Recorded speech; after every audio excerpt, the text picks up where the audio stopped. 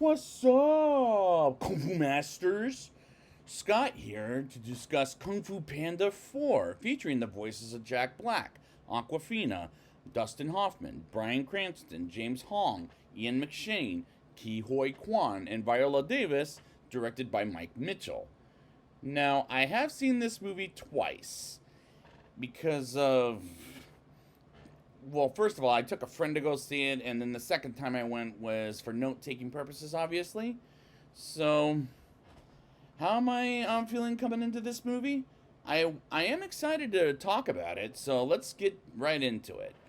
We open with some goats mine working with until Tai Lung, returning voice of Ian McShane, as a disguise, which I'll get to later on, and attacks the goats and says no one can stop him, not even the great dragon warrior. And as an opening, it doesn't show us who the movie's bad guy is. It is, but rather disguised. And I was thinking that's not Tai Lung, because he was sent to the spirit realm in the end of the first movie. So that honestly was a mediocre opening with no narration whatsoever, as I was disappointed in that.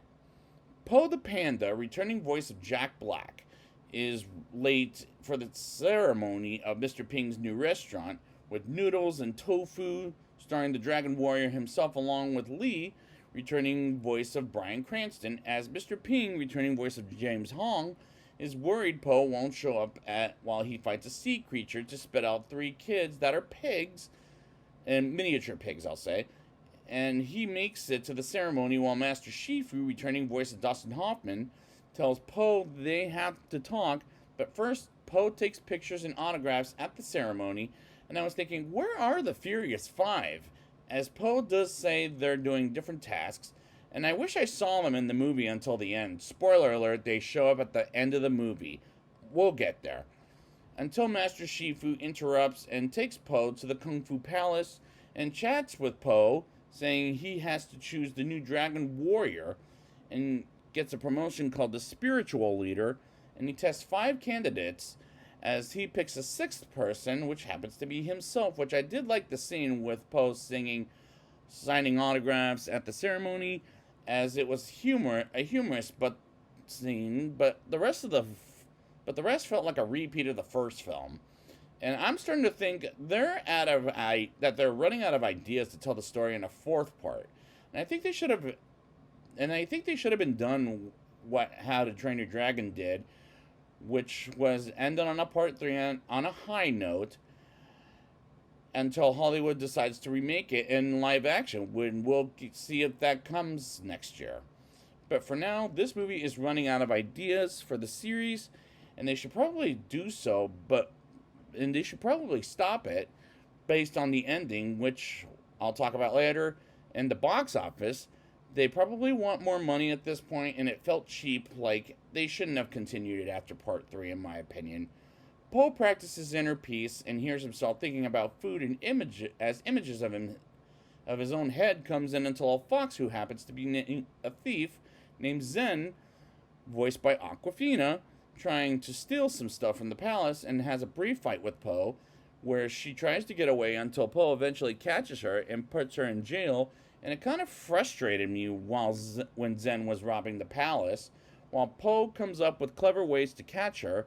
But at first, Zen was a frustrating character, but she'll grow on me eventually. Po is warned by the goats Tai Lung has returned, and looks at the place where it was attacked as at the start, and Po is told about the chameleon, voiced by Viola Davis, by Zen. And Po thinks about releasing Zen while Master Shifu is against it, and something I learned about Master Shifu is he's a red panda. But I never heard that in the previous movies, and he didn't even look like one. I could be wrong, though. But they take off anyways, and they look for the chameleon together, while Mr. Ping is worried about Po finding the chameleon and teaming up with a fox while getting introduced to the chameleon as a crocodile.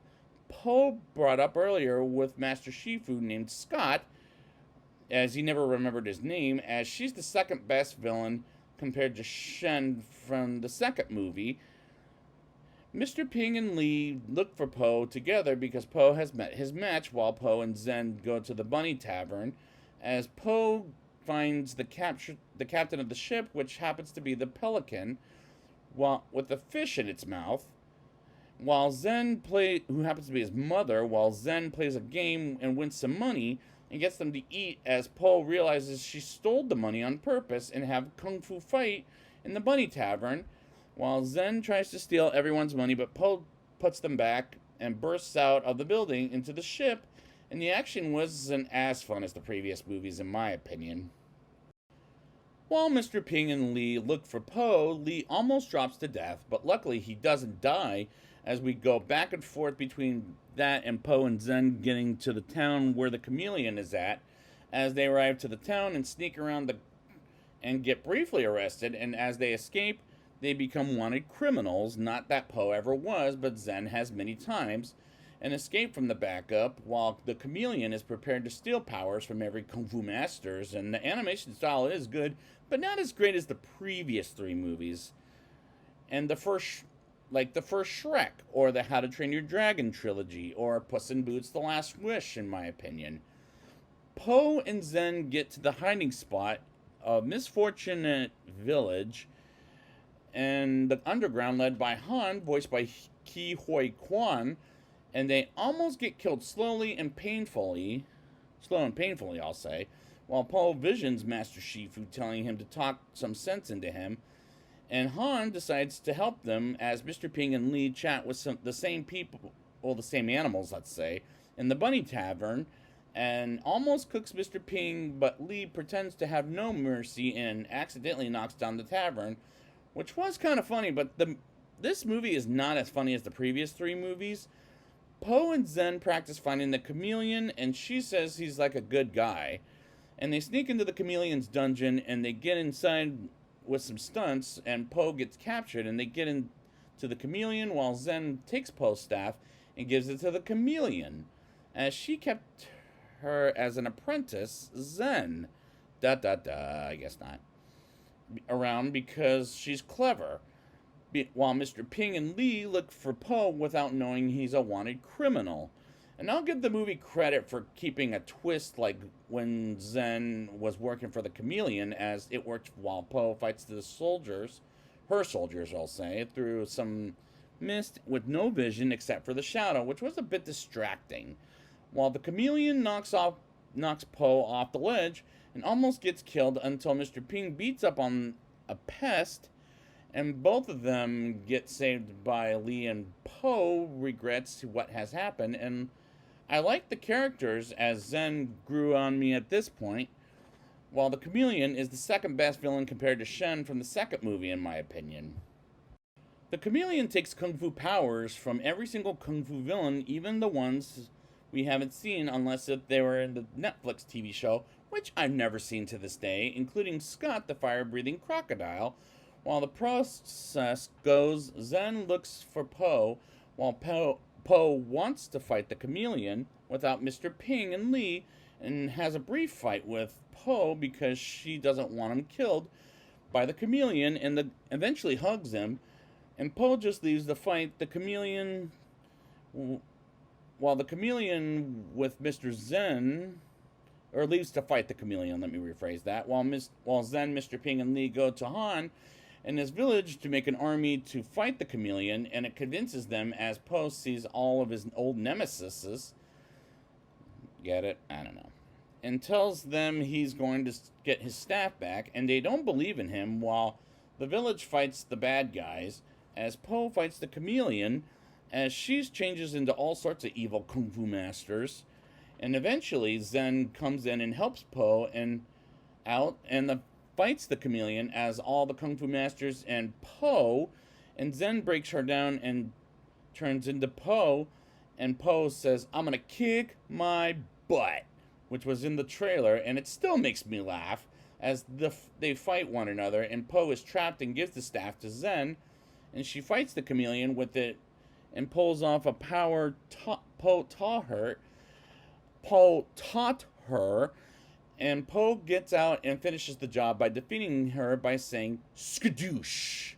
And the villains bowed and respect Po, as well as going back to the spirit realm. Even Tai Lung in this final action battle is fine at best, And we get back to the Kung Fu Palace, and Po decides to make Zen the Dragon Warrior, as Master Shifu does his inner peace and visions Po everywhere. And Zen gets help training from the Furious Five: Tigress, Crane, Mantis, Monkey, and Viper, training Zen while Tenacious D is remaking the Britney Spears song "Hit Me Baby One More Time" in the background. And I swear I heard Seth Rogen's voice in Mantis. And that's the only time the Furious Five will ever show up in this whole movie. And I was really disappointed in this climax as well as this movie. Despite I liked it, it wasn't as good nor funny as the previous three movies, and I fear this will disappoint more adults than kids. Now it's time for my rating. I'll give this movie a 6.9 out of 10. Not as good and funny nor funny as the previous three films, and I wish there was more of the Furious Five than showing up at the end and say they're doing different tasks throughout the movie. And the character of Zen did frustrate me at first, but she'll grow on me eventually. But I do like the characters, and the chameleon was menacing, so she's the second best villain compared to Shen from the second film. The animation style in this movie was good, but not Puss in Boots: The Last Wish good, or the first Shrek good, or the How to Train Your Dragon trilogy good, as it was good, but not as good as the first three films animation style, while the story was running out of ideas, and based on the ending, there's going to be a part 5, and plus the box office too. And I don't know if I want it after this movie, despite I liked it, but they should have done what How to Train Your Dragon did, as they had 3 successful movies, as it ended up on a high note. And next year there will be a live action remake, depending on how that goes, and we'll see how that goes. And I didn't need a part 4 of Kung Fu Panda after seeing this movie twice, or the third movie for that matter, as I was a little disappointed in how not as good as the previous 3 movies this was, despite I still liked the movie, as this is a recommendation for fans of the first 3 movies like myself. But at the end of the day, it left me disappointed, and I fear it might disappoint the adults more than kids. But I'll say see it and test it for yourselves if you like this better than I did, I'll say. So I'd like to thank you guys for joining me for this Kung Fu Panda retrospective. And until they ever get to part 5, skadoosh.